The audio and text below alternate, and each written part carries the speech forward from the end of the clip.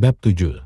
Eksperimen yang mengubah segalanya. Rangga Wiratama duduk di depan meja kerjanya, memandangi susunan alat yang telah ia rakit selama berminggu-minggu. Di tengah meja itu, sebuah perangkat berbentuk lingkaran kecil terbuat dari bahan logam yang mengilap, dengan kabel-kabel yang terhubung ke komputer utama. Perangkat ini adalah hasil eksperimen terbarunya, sebuah alat yang ia beri nama temporal resonator. Berbekal teori dari manuskrip kuno yang ia temukan, Rangga merancang perangkat ini untuk mendeteksi anomali waktu. Ia berharap alat ini dapat menemukan jejak atau residu energi yang, menurut teks kuno, berasal dari portal waktu yang pernah ada di masa lalu.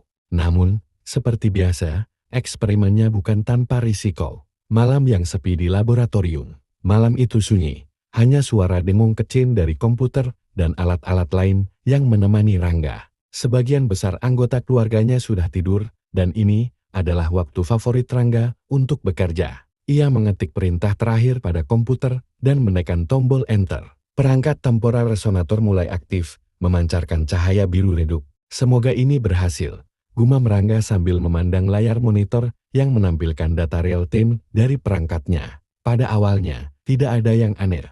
Perangkat hanya menunjukkan pola energi yang stabil, tanpa anomali signifikan.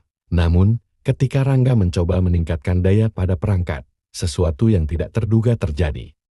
Energi yang tidak terkendali. Cahaya biru dari perangkat tiba-tiba berubah menjadi ungu menyala. Komputer mulai berbunyi keras, menandakan adanya lonjakan energi yang tidak wajar. Layar monitor menampilkan angka-angka yang melonjak secara drastis, dan grafik menunjukkan fluktuasi yang tidak pernah Rangga lihat sebelumnya. Apa ini? Rangga berdiri dan mendekati perangkat.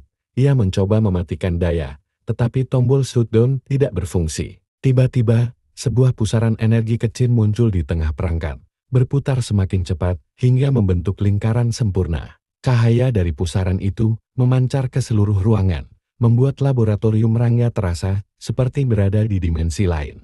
Ini tidak mungkin, bisik Rangga, setengah kagum, setengah takut. Pusaran itu perlahan membesar, mengeluarkan suara berdengung yang semakin keras. Ruangan mulai bergetar, dan peralatan di sekitar Rangga berjatuhan. Ia mencoba mundur, tetapi pandangannya tertarik pada cahaya yang memancar dari pusaran itu.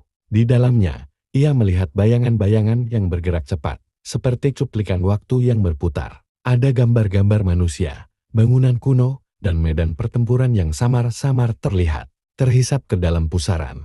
Sebelum Rangga sempat mematikan perangkat dengan cara manual, pusaran itu tiba-tiba meledak menjadi cahaya terang. Dalam sekejap, tubuh Rangga terasa ringan. Seperti kehilangan gravitasi, ia tidak dapat bergerak, hanya bisa merasakan tarikan kuat yang membawanya menuju pusaran itu.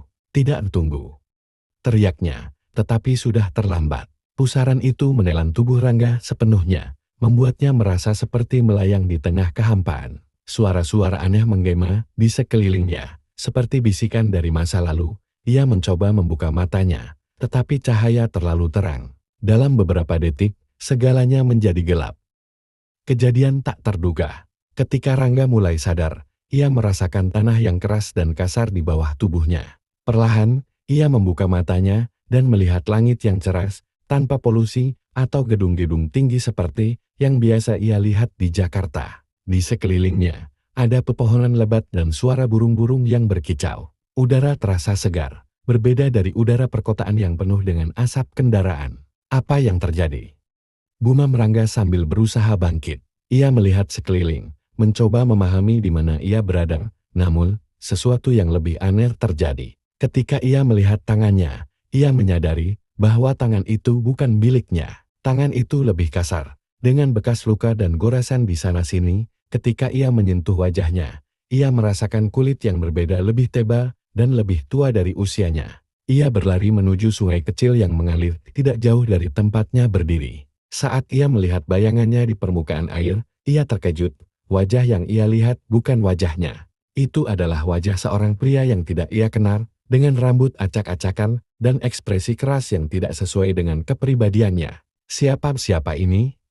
Rangga bergumam, panik, kesadaran baru. Tidak butuh waktu lama bagi Rangga untuk menyadari bahwa ia telah berpindah tubuh. Entah bagaimana, eksperimen yang ia lakukan telah membawanya ke masa lalu. Dan lebih aneh lagi, ke dalam tubuh orang lain. Tubuh ini memiliki bekas luka di beberapa bagian, menunjukkan kehidupan yang keras. Pakaian yang ia kenakan juga berbeda, terbuat dari kain kasar yang tidak ia kenali. Sambil mencoba memahami situasinya, Rangga melihat sebuah desa kecil di kejauhan. Asap tipis membubung dari atap-atap jerami, dan suara orang-orang berbicara samar terdengar. Apa ini? Masa lalu? Pikir Rangga. Bab ini mengakhiri awal eksperimen yang berujung pada petualangan besar bagi Rangga. Ia tidak hanya berpindah tempat, tetapi juga waktu, terjebak dalam tubuh seseorang yang kehidupannya akan segera ia pahami lebih dalam. Namun, Rangga tidak tahu bahwa perjalanan ini akan mengungkap rahasia yang jauh lebih besar dari apa yang pernah ia bayangkan.